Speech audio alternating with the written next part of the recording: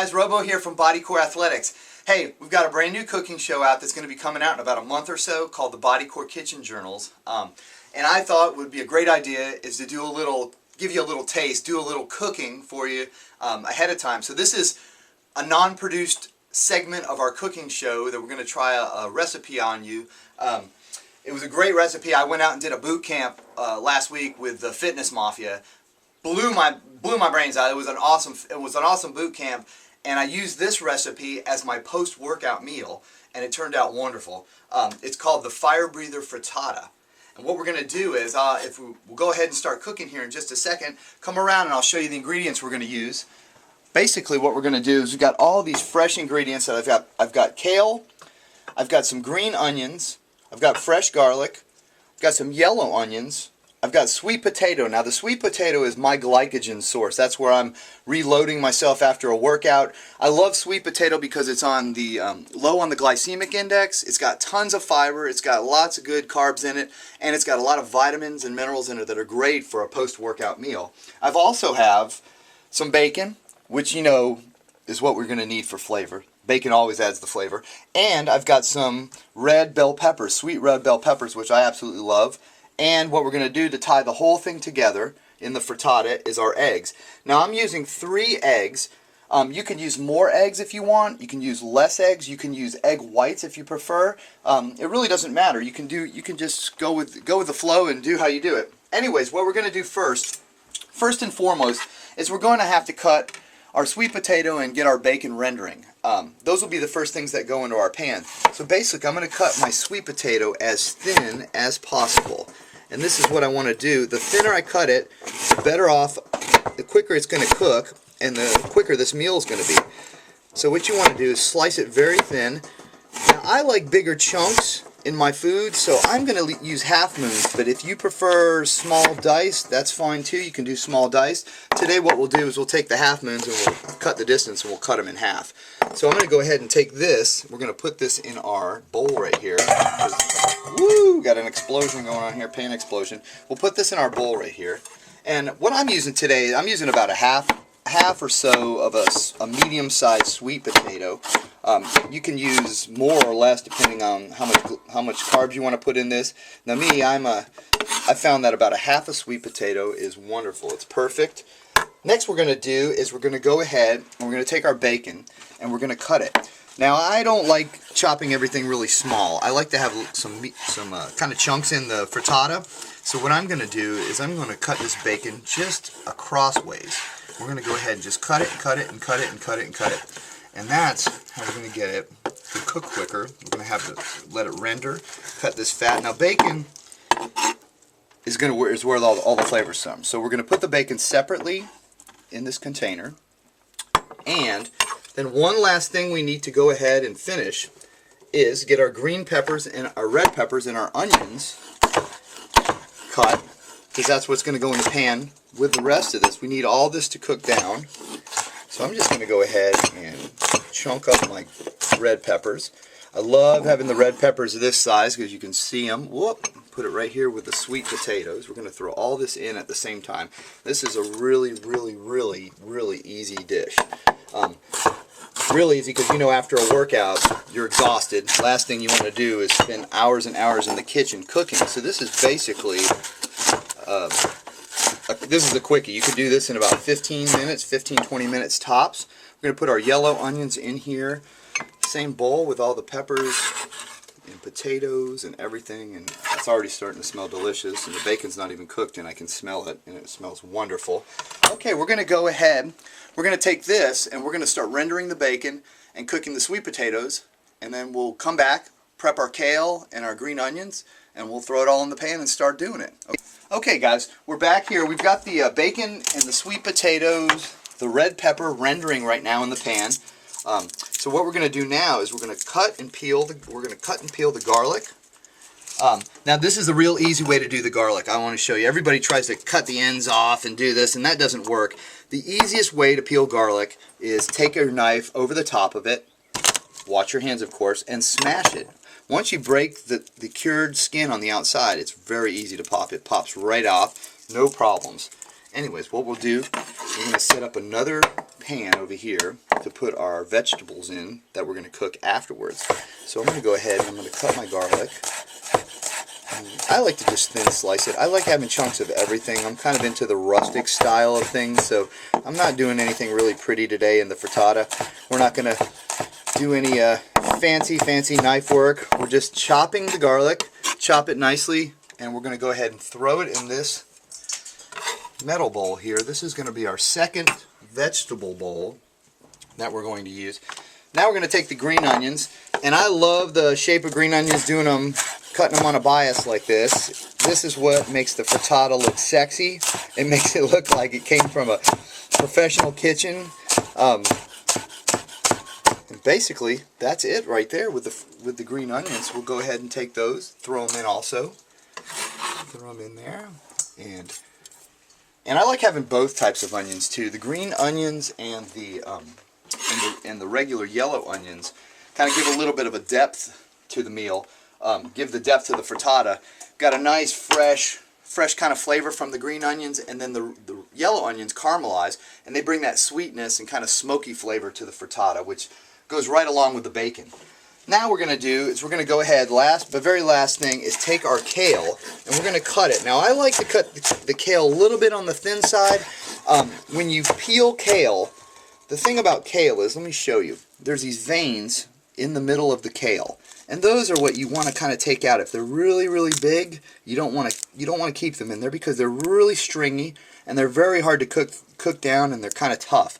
So what I like to do is peel the leaf back like that and throw that in the pile. Now of course, if you're not good at peeling the kale back, just the leaf section, now see there's the stem right there, you can see it. And we don't want to keep that. That's the part that we don't want to eat. It's not very flavorful and it's kind of tough to eat. So what we're going to do now, we're going to go ahead and peel the rest of this. I'm going to go ahead and give it a little bit more. Now I'm using about 4 ounces or so of kale. You can substitute spinach for this if you want. Then you don't have to pick the veins out of this. You can substitute, I've done mustard greens, which is a very interesting flavor, absolutely interesting flavor if you use mustard greens. And I've also done romaine lettuce. I've done all types of lettuce, spinach, all kinds of stuff. Arugula is gorgeous. If you put the arugula in here, it gives it a whole peppery kind of flavor. You know, the arugula is the part of the mustard family, and it has kind of a peppery flavor. So what I like to do now is take the kale and kind of break it up a little bit more, a little bit thinner, and then that way we ensure that any of the little veins or the stems that we may have missed are going to actually get kind of cut down a little bit in size. Okay, we're going to take that. I'm going to throw that in our pan too, and while the bacon and all that is rendering, this should be ready to go, and we will scramble our eggs in a second, throw it all together, and we'll have a frittata, folks.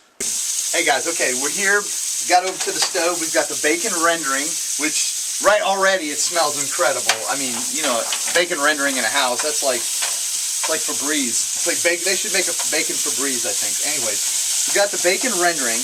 Now it's rendering kind of quick. I've got this, right now I've got the stove on about medium, a little bit between medium and medium high.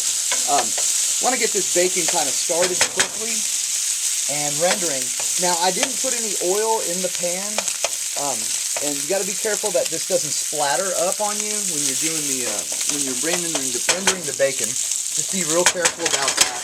But I do have this rendering, and I didn't put any oil or anything in the pan. I'm gonna save the extra virgin olive oil for the end of the frittata to dress it with.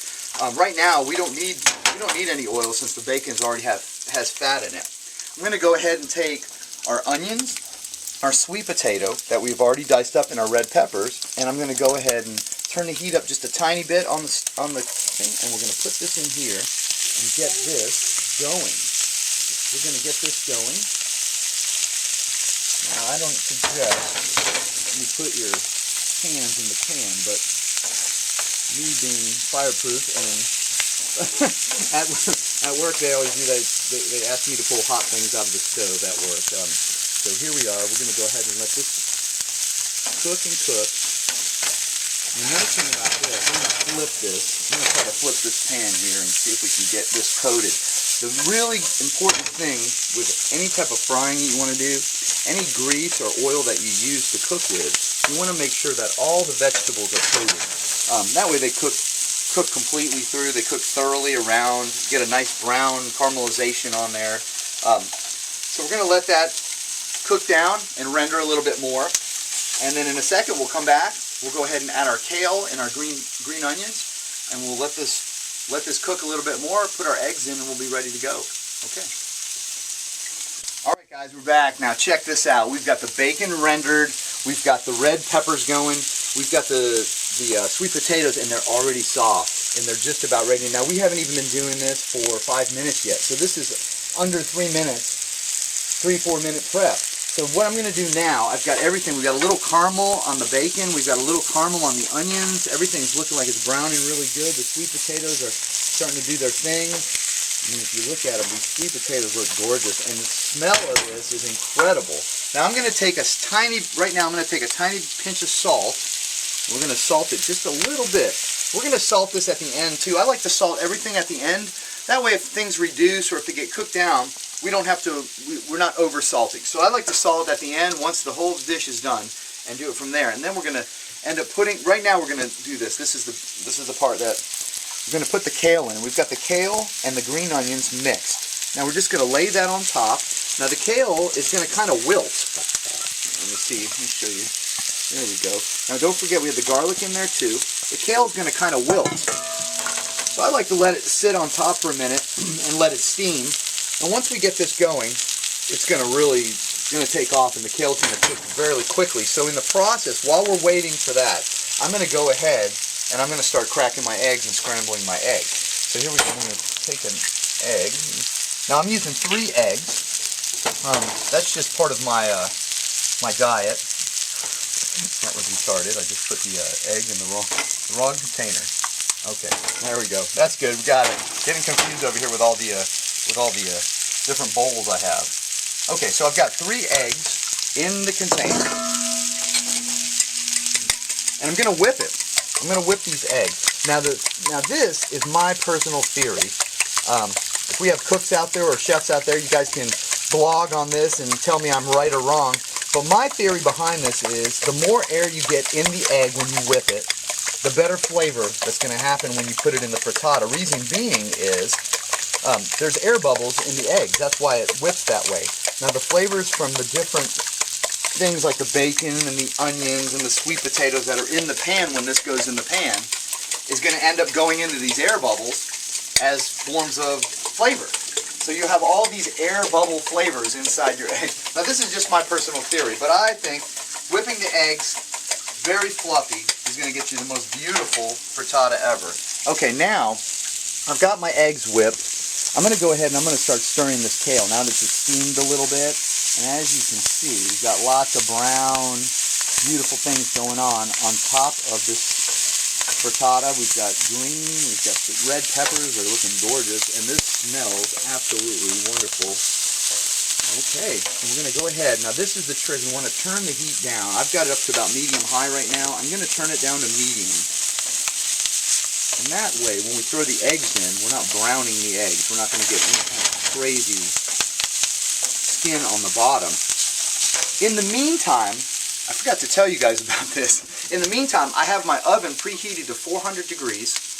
My oven that I'm cooking on top of, preheated to 400 degrees. And we're going to go ahead and let that go. Now we're going to take the egg. I'm going to take the eggs and I'm going to dump them into this whole vegetable mess that we have here. So what I'm going to do, I've got like 3 eggs. And so basically we're making an omelet to an extent. But I want to take the eggs and I want to move them around with a spatula so that they're covering all of the vegetables. Now the egg is what's going to make this all stick together and make it into the frittata. I'm going to let that go, and once I've got it going for just a minute or so, my trick here is the simplest thing, and so you don't burn it, is shut off. I'm going to shut my heat off on my pan. There we go. A little red pepper flakes, aka the Firebreather frittata. That's a little more than a little bit of red pepper flakes. A little bit of salt, a little bit of pepper. Poke it a few more times for good luck. And we're ready to go in the oven. So we're going to take this and we're going to take it and we're going to put it in the oven. And I'm serious, people, it's only going to be a couple minutes in here. I'm talking 3 to 5 minutes tops until it sets, until the way you like your eggs. If you like your eggs a little bit looser, if you want your frittata a little looser, you can leave it in a little bit less. If you want it in a little bit more done, if you don't like runny eggs, or if you like your eggs well done, you can leave it in for 5 minutes. But at 400 degrees, you only have to leave it in there for a few minutes, 3 to 4 or 5 minutes. Comes out and it'll be wonderful. Hey guys, we're back. Now it's been about 3 minutes. Our frittata has been in the oven. I'm going to go ahead and pull it out. We're going to fold it, cut it, and eat it. That's the best part. Okay, here we go. So, my frittata. This is what it looks like going in the oven. It looks almost exactly like it did when it was out of the oven. The best way to do this, folks, is to go ahead and go around the edges first. That way, and I was going to say this earlier, as you can see, I'm using a no-stick pan, which makes it helpful. You can do it in a regular pan. It's just a little difficult. So what I'm going to do now is I'm going to reach under half of the frittata, just like an omelet, and I'm going to fold it over. And look at that. I've got nice caramelized sweet potatoes in the frittata. I've got all the vegetables in there. The egg is perfect. Now I like my egg a little bit done, so I let this stay in there just a little bit longer. Anyways, there we go. And that's my frittata. Absolutely gorgeous. What I'm going to do now is add a little bit of the zing zang. I got a little bit of the red pepper flake, which I absolutely love. I'm going to put some of that on there. You can add cayenne pepper to this if you want. You can add any spices. This is the sky's the limit for you. And then I'm going to take my extra virgin olive oil and I'm going to go ahead and I'm going to just dress the top with the extra virgin olive oil. And there we have it, folks. The frittata. Firebreather frittata. It's got high protein, tons of vitamins and minerals. It's low carbohydrates. The carbohydrates we did use are low on the glycemic index, so we're going to have a nice, perfect post-workout meal. The kale, the onions, and the red peppers, and all the vegetables in there are giving you your minerals, flavor. We got the bacon for flavor. It's going to be absolutely gorgeous. So what I'm going to do now is we're not going to eat this whole thing at once. I'm going to go ahead and I'm going to simply cut one piece. We're going to put it on our plate, and here we go. Bravo! We got the Firebreather frittata. Bodycore Athletics.